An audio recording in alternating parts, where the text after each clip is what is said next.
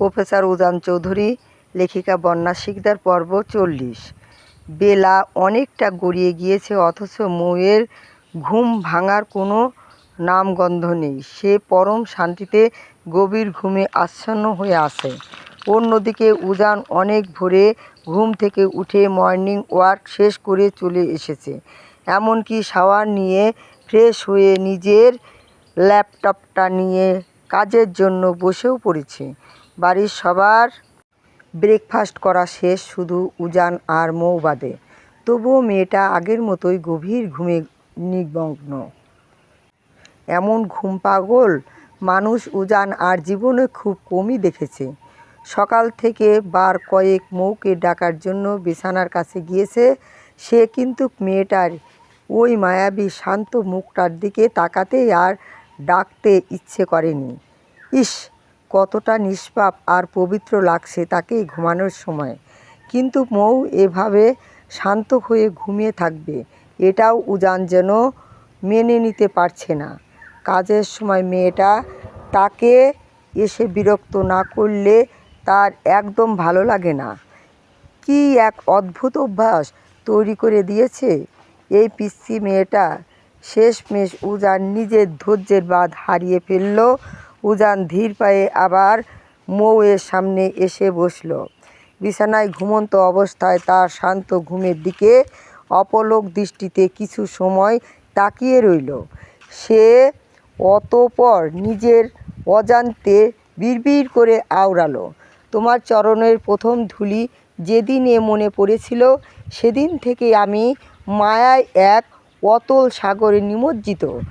আজও তোমার ওই মায়াবী ছোঁয়ায় বৃত্ত থেকে আমি নিজেকে মুক্ত করতে পারিনি। কথাগুলো বলতে বলতেই উজান নিজেই মৃদু হেসে উঠল। সে খানিকটা ঝুঁকে মৌয়ের নাকের সাথে নিজের নাক আলতো করে ঘেঁষে দিল।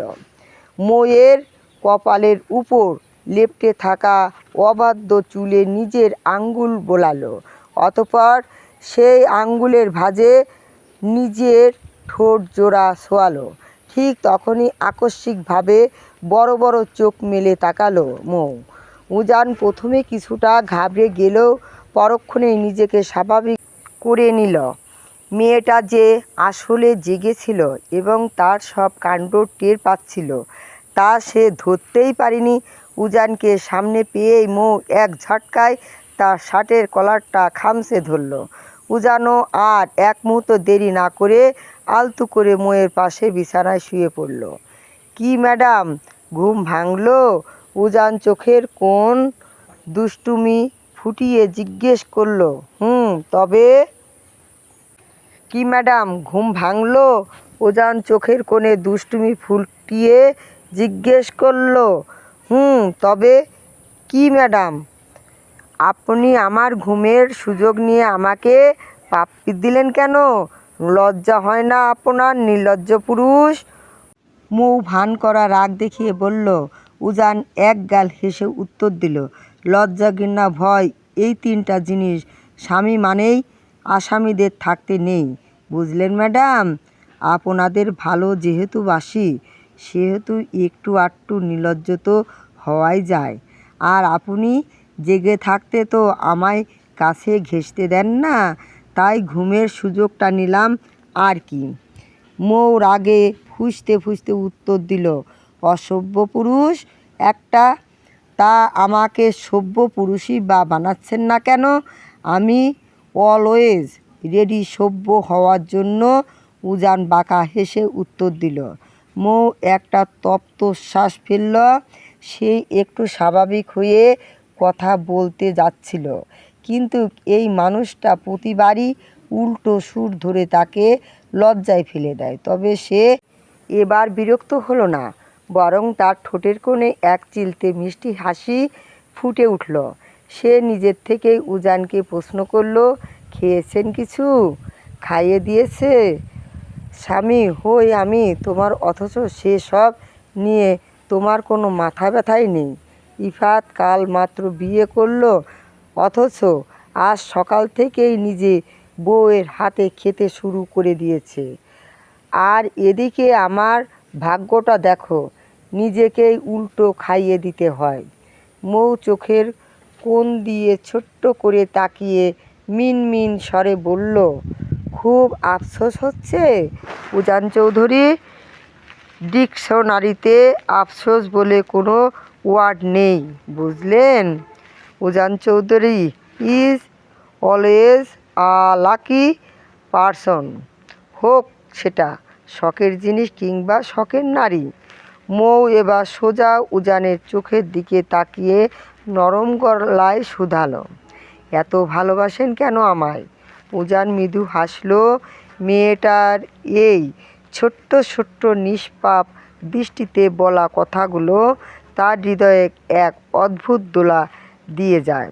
সে খানিকটা ঝুঁকে মৌয়ের কানের কাছে মুখ নিয়ে ফিসফিসিয়ে আওড়ালো, ভালোবাসি বলেই তোমাকে চাই। নির্বাক অনুরাগের গভীরতম অনুসরণে আমার অস্তিত্বের প্রতিটি সূক্ষ্ম পড়তে তোমারই নিবাস হোক। এই ক্ষুদ্র জীবনের বিস্তৃত ভুবনে তুমিও হও এক অনন্ত নক্ষত্রমালা, যার আলোয় আমার সকল অন্ধকার ধীরে ধীরে বিলীন হয়ে যায়। ভালোবাসি বলেই তোমাকে চাই, শুধু প্রাপ্তির প্রার্থনায় নয়, বরং এক অবিনশ্বর অনুভবের নিবিড় বন্ধনে, যেখানে আমার সমগ্র সত্তা জুড়ে তোমারই উপস্থিতি হয়ে উঠে এক চিরন্তন সত্য। মৌ নিষ্পলকভাবে উজানকে দেখতে লাগলো। বুকের ভেতর এক অদ্ভুত ভালো লাগার রেশ কাজ করছে তার। এমন সময় উজান আবারও বলে উঠল, এবার ঘোর কাটিয়ে উঠুন প্লিজ মিসেস চৌধুরী, আমার পেটে কিন্তু প্রচণ্ড খিদে পেয়েছে। মৌ উজানের মুখোমুখি তাকিয়ে একগাল হাসল, তারপর ইশারায় তাকে নিজের আরও কাছে ডাকলো। উজানও বাধ্য ছেলের মতো মৌয়ের দিকে ঝুঁকে আসতেই মৌ চট করে তার গলা জড়িয়ে ধরল। উজানও ততক্ষণে এক হাত দিয়ে মৌকে পাশ কোলা করে কোলে তুলে নিয়ে সোজা ওয়াশরুমে চলে গেল ফ্রেশ করাতে। সে নিজের মৌকে বেসিনের উপরে বসিয়ে ফ্রেশ করিয়ে দিল, আবারও তাকে কোলে তুলে এনে বিছানায় বসালো এবং অত্যন্ত যত্ন সহকারে তার এলোমেলো চুলগুলো বেঁধে দিল। এরপর আবারও তাকে নিজের বাহু বন্ধনে তুলে নিয়ে কক্ষ থেকে বেরিয়ে গেল সে। উজান ধীর পায়ে মৌকে নিয়ে ডাইনিং টেবিলে এসে আলতো করে বসিয়ে দিল। মৌসুমী চৌধুরী তাদের দিকে তাকিয়ে হেসে খাবার সার্ভ করতে লাগলেন। সকালের ব্রেকফাস্ট শেষ হতে না হতেই লাঞ্চের টাইম হয়ে যাবে, তাই কিচেন রুম জোর কদমে দুপুরের রান্নার তোড়জোড় চলছে। মেহেরও নতুন বউ হওয়া সত্ত্বে শাশুড়ির সাথে কাজে হাত মিলিয়েছে। এদিকে ইফাত ড্রয়িং রুমের সোফায় বসে ঘাড় বাঁকিয়ে চিকেন রুমের দিকে অনবরত উকি ঝুঁকি মারছে। এসব দেখে মৌ নিজের ঠোঁট চেপে ফিসফিস করে বলল, প্রফেসর সাহেব, একটা জিনিস দেখবেন। উজান মৌয়ের মুখে আরেক লোকমা খাবার তুলে দিতে দিতে চোখ তুলে তাকালো। মৌ চোখের ইশারায় ড্রয়িং রুমের ইফাতকে দেখালো। সেই দৃশ্য দেখে উজান নিজেও মৃদু হাসল, তবে নিজেকে গভীর করে মৌকে শাসানোর স্বরে বলল, আপনি কিন্তু বড্ড পচা হয়েছেন মিসেস চৌধুরী, সাইজ তো মোটে এইটুকু, তাহলে সারাক্ষণ এদিক ওদিক নজর যায় কেন? চুপচাপ আমার দিকে ফোকাস দিন, বড়দের দিকে ওভাবে তাকাতে নেই।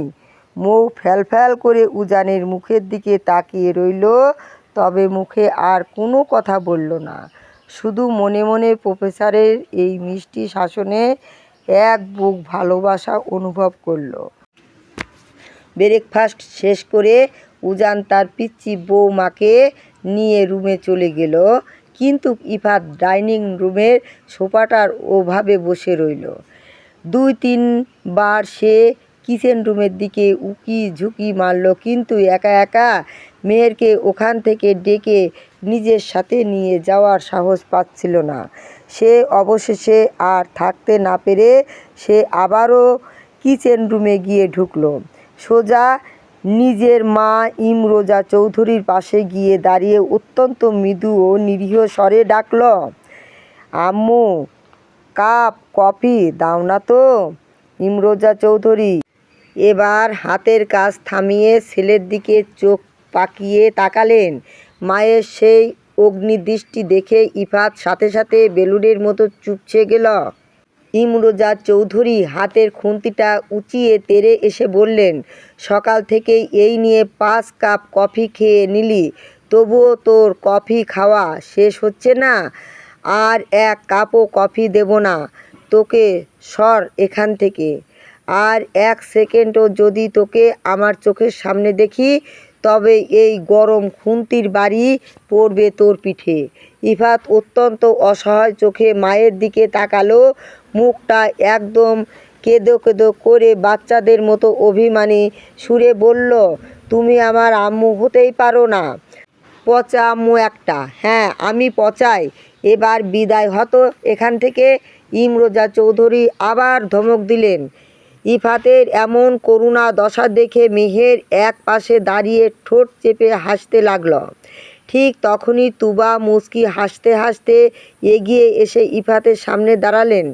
তিনি পরম মায়ায় মেহেরের হাতটা টেনে নিয়ে ইফাতের হাতের শক্ত ভাঁজে গুজে দিলেন। তারপর মৃদু হেসে রসিকতা স্বরে বললেন, যাও ভাই, এবার তোমার স্পেশাল কফি তোমাকে দিয়ে দিলাম, আর আম্মুকে বিরক্ত করো না। তুবার এমন সরাসরি কথায় মেহের লজ্জায় একদম নুয়ে পড়ল। অন্যদিকে কাঙ্ক্ষিত জিনিস হাতে পেয়ে ইফাতের মুখ একগাল হাসিতে ভরে উঠল। সে ভাবির দিকে তাকিয়ে বলল, উম্মা, ভাবিজান, তুমি কত ভালো। এই তোমার চাচি শাশুড়ি মা বুঝেও বোঝে না যে ছেলের নতুন বিয়ে হয়েছে, তার তো একটু বউ উঠ লাগে নাকি। আমি যাচ্ছি এবার, আর বিরক্তি করতে আসবো না। ইফাত মেহেরের হাতটা শক্ত করে ধরে টানতে টানতে কিচেন রুম থেকে বের হতে লাগলো। দরজার কাছে গিয়ে সে আবার একটু পেছন ফিরে মুখ বাঁকিয়ে আওড়ালো, পচা আম্মু ছেলের বউকে ছেলের কাছে না দিয়ে নিজের কাছে আঁচলের নিচে লুকিয়ে রেখেছে। একদম ভালো নও তুমি। তোমার স্বামী বাসায় ফিরুক, আজই সব বিচার দেবো। এই বলে এক প্রকার টেনে হিঁচড়েই সে মেহেরকে কিচেন রুম থেকে নিজের রুমে নিয়ে এলো। রুমে ঢুকেই দরজাটা খটাস করে দরজাটা লক করে দিল। তারপর বিছানায় গিয়ে বেশ আরাম করে বসলো। ইফাতের এই ডোন্ট কেয়ার ভাব দেখে মেহের রাগে গজগজ করতে করতে 2 হাতে কোমর চেপে ধরে তার সামনে গিয়ে দাঁড়ালো। আপনি আম্মুর সামনে অমন বেহায়াপনা কেন করলেন বলুন তো? আম্মু মনে মনে কী ভাবলো আমাদের নিয়ে? মেহের কৃত্রিম রাগ দেখালো। হৃদয় স্পন্দনে ঝড়ে মেহেরের কথায় জবাব না দিয়ে ইফাত এক মলাট হেঁচকা টানে মেহেরকে সোজা নিজের কোলের উপর বসিয়ে নিল। মেহের কিছু বুঝে ওঠার আগেই ইফাত তার গলার ভাঁজে নিজের মুখ গুজে দিল। আকস্মিক এই স্পর্শে মেহেরের পুরো শরীর মুহূর্তেই শিহরে উঠল। মেহেরের এই কেঁপে ওঠা দেখে ইফাত আলতো করে হাসল। সে মেহেরের কানের কাছে মুখ নিয়ে মৃদু স্বরে আওড়ালো, কে কী ভাবলো আই ডোন্ট কেয়ার। আর ঘরে যদি আসমানের জ্বলজ্বলে চাঁদ চোখের সামনে অমন করে ঘুরে বেড়ায়, তবে কোনো পুরুষ কি সভ্য থাকতে পারেন বলো? এমনিতেই ইফাত চৌধুরী তার শখের নারীর কাছে বড্ড দুর্বল, তার উপর সে আবার শাড়ি পরে চোখের সামনে ঘুরঘুর করছে। এই অবস্থায় নিজেকে কিভাবে কন্ট্রোল করি বলো তো? মেহের যেন মুহূর্তেই বরফের মতো জমে গেল। বুকের ভেতর হৃৎপিণ্ডটা তীব্র বিদ্যুৎ গতিতে লাফাচ্ছে, বুকটা দুরু দুরু কাঁপছে, তার পুরো শরীর অস্বাভাবিকভাবে কাঁপতে লাগলো। আর মেহেরের এই নীরবতার মাঝে ইফাতের স্পর্শ ধীরে ধীরে আরও গভীর হতে লাগলো। ইফাত মেহেরের ঘাড়ে এক গভীর ও মায়াবী চুমু এঁকে দিল। তার অবাধ্য হাতটি শাড়ির আঁচল ভেদ করে মেহেরের উন্মুক্ত পেটের দিকে এগিয়ে যেতে চাইল। ঠিক তখনই মেহের এক অজানা আতঙ্কে কাঁপা কাঁপা হাতে ইফাতের হাতটা শক্ত করে চেপে ধরে আটকে দিল। মেহেরের এই বাধা দেওয়া দেখে ইফাত কিছুটা থমকে গেল, তবে সে মেহেরকে নিজের বুক থেকে সরালো না। সে কুম্ভকর্ণের মতো এক পরম আকুল ও অসহায় স্বরে ফিসফিস করে বলে উঠল, ফুলকন্যা, তোমাকে চাই, একদম নিজের করে চাই, ঠিক ততটাই নিজের করে পেতে চাই যেখানে আমাদের দুজনের মাঝে আর কোনো দূরত্বের দেয়াল থাকবে না। আমি সত্যি নিজের ধৈর্য হারিয়ে ফেলছি। এখন কি করব আমি? মেহের একটা শুকনো ঠোঁট গিলল। সে কি বলবে বা কিভাবে নিজের মনের অবস্থা প্রকাশ করবে তা ভেবে পাচ্ছে না। এই মানুষটাকে কি কথা বললে সে কষ্ট পাবে না, মেহের শুধু সেটাই ভাবছে।